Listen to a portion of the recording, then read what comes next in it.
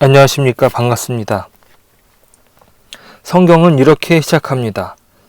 태초에 하나님이 천지를 창조하시니라. 만고 불변의 진리의 말씀이 기록된 것이죠. 이 세상은 하나님의 피조된 세상으로 하나님이 주인이십니다. 아무리 재산이 많은 부자라 할지라도 이 세상 모든 것을 다 소유할 수 없고, 아무리 과학이 발달한다 할지라도 생명을 창조할 수 없습니다. 그것은 단순히 창조된 원리를 발견할 뿐이죠. 세상 만물은 다 하나님의 것입니다.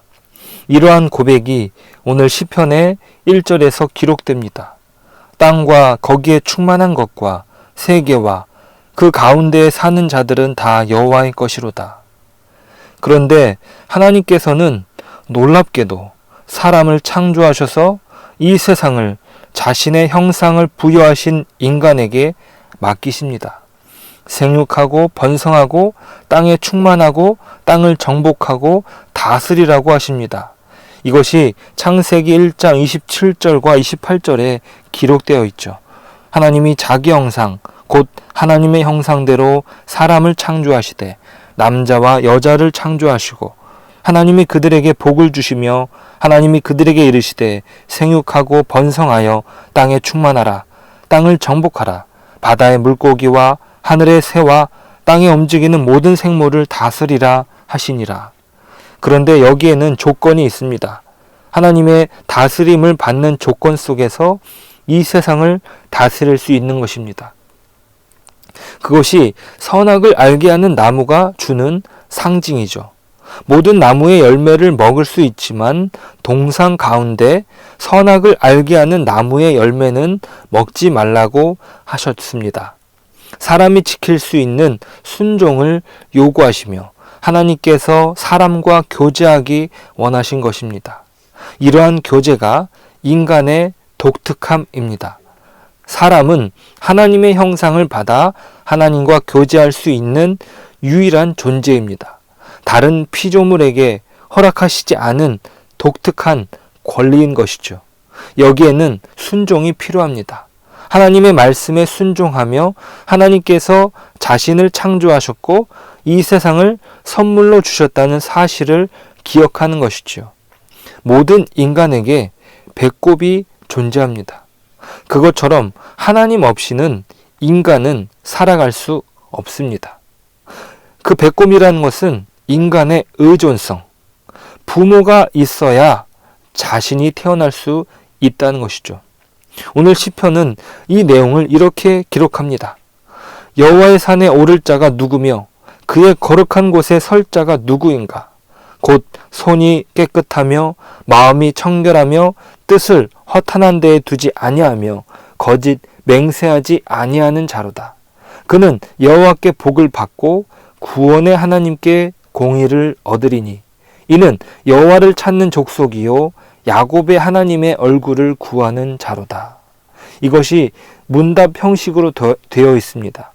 여호와의 산에, 그 거룩한 곳에서 하나님과 만날 수 있는 사람은 누구인가 묻습니다. 그리고 그 대답은 손이 깨끗하며 뜻을 허탄한 데에 두지 않고 마음이 청결하며 거짓 맹세하지 않는 사람이라고 합니다. 이것은 하나님께 순종하는 사람을 말합니다. 마태복음에서도 이렇게 예수님께서 말씀하셨습니다. 마태복음 5장 8절, 마음이 청결한 자는 복이 있나니 그들이 하나님을 볼 것이며. 마음이 청결한 사람은 하나님을 본다고 했습니다. 하나님을 본다는 것은 하나님을 있는 그대로 받아들이는 사람입니다. 자신의 더러운 욕심으로 투영된 우상을 통하지 않고 하나님을 있는 그대로 보는 것입니다. 결국 하나님을 만나는 문제는 마음의 문제이며 이것은 죄의 문제를 말하는 것입니다. 죄는 우리가 저지른 나쁜 행실의 문제가 아니라 마음의 문제입니다. 마음속에 하나님의 말씀을 순종하지 않으며 불순종하기로 결심한 것이 곧 죄이며 그것이 하나님과 멀어지게 된 원인입니다. 사단에게 속아 넘어가 하나님께서 먹지 말라던 열매를 먹고 부끄러움을 알게 되고 하나님의 낯을 피하지 않습니까? 하나님을 그대로 보지 못하게 된 것이죠. 마음에 욕심이 가득하여 하나님의 말씀을 순종하지 않으며 스스로 죄의 구덩이 속으로 빠져 들어간 것입니다. 인간이 해결할 수 없는 죄의 대가를 치르게 된 것이죠. 그것은 죽음입니다. 정녕 죽으리라고 말씀하신 것은 하나님과의 관계를 말한 것이에요. 그 관계가 깨어지고 인간은 죽음을 맞게 된 것입니다. 그것으로 인하여 인간은 괴로움에 빠져버린 것입니다. 하지만 하나님께서는 사람을 그냥 내버려 두지 않으셨습니다. 구약시대에는 이스라엘 백성을 통하여 구원의 길을 여셨습니다. 하나님을 찾는 자, 여호와께 의를 구하는 자에게 구원을 베푸십니다. 오늘 말씀의 5절과 6절의 고백입니다. 그는 여호와께 복을 받고 구원의 하나님께 공의를 얻으리니 이는 여호와를 찾는 족속이요 야곱의 하나님의 얼굴을 구하는 자로다. 하나님을 찾는 사람, 하나님께 영광을 구하는 사람, 야곱과 같은 사람에게 은혜를 베푸십니다. 자, 인간적으로 야곱은 욕심으로 똘똘 뭉친 사람이죠. 자신이 원하는 것이라면 어떤 거짓말을 해서라도 얻고야 마는 그런 사람입니다. 하지만 그가 하나님 안에서 복을 누리고 복을 찾았습니다. 그의 인생은 단순히 자기가 욕심으로 모든 것을 얻었다를 말하는 것이 아니라 자신이 욕심으로 가지려 했던 것은 결국 그 대가를 치르게 하십니다.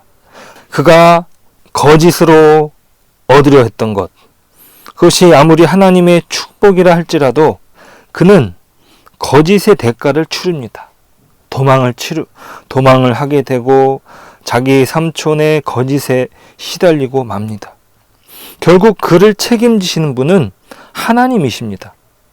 그것을 고백한 사람이 바로 야곱이에요. 자기 욕심으로 고생한 삶이 고단했고 그것이 나그네 인생으로 험악한 세월이었다고 바로 앞에서 고백하지 않습니까? 하지만 그를 그 욕심 속에서 건져내신 분이 하나님이시요. 그를 인도하신 분이 하나님이십니다. 결국 사람이 스스로 하나님을 찾은 것 같지만 그 걸음을 인도하시는 분은 하나님이십니다. 오늘날 우리가 이 신약 시대를 살면서 이 하나님을 어떻게 고백할 수 있습니까? 우리가 저지른 죄의 대가를 예수님께서 십자가에서 치르시고 우리의 왕으로 오셨습니다. 8절입니다. 영광의 왕이 누구시냐? 강하고 능한 여호와시요 전쟁에 능한 여호와시로다. 그리스도께서 치르신 십자가는 사망을 멸하시고 부활을 통하여 생명을 맺게 하신 승리의 장소입니다. 전쟁을 이기신 여호와 하나님의 모습이 바로 예수 그리스도의 십자가 안에서 그 부활로 나타나신 것입니다. 그 하나님께서 우리의 왕이시고 그분께서 우리를 대신하여 싸우시고 승리를 안겨주시며 그 승리 안에서 우리가 평안을 누리길 원하십니다. 우리는 결코 지지 않습니다. 왜냐하면 여호와께서 전쟁을 치르시고 전쟁에 능하시고 여호와께서 우리의 왕이시기 때문입니다. 오늘 그 왕 대신 여호와를 나의 주인으로 모시고 온전한 기쁨과 영광을 올려드리는 복된 삶을 사시는 저와 여러분 되시기를 소망합니다.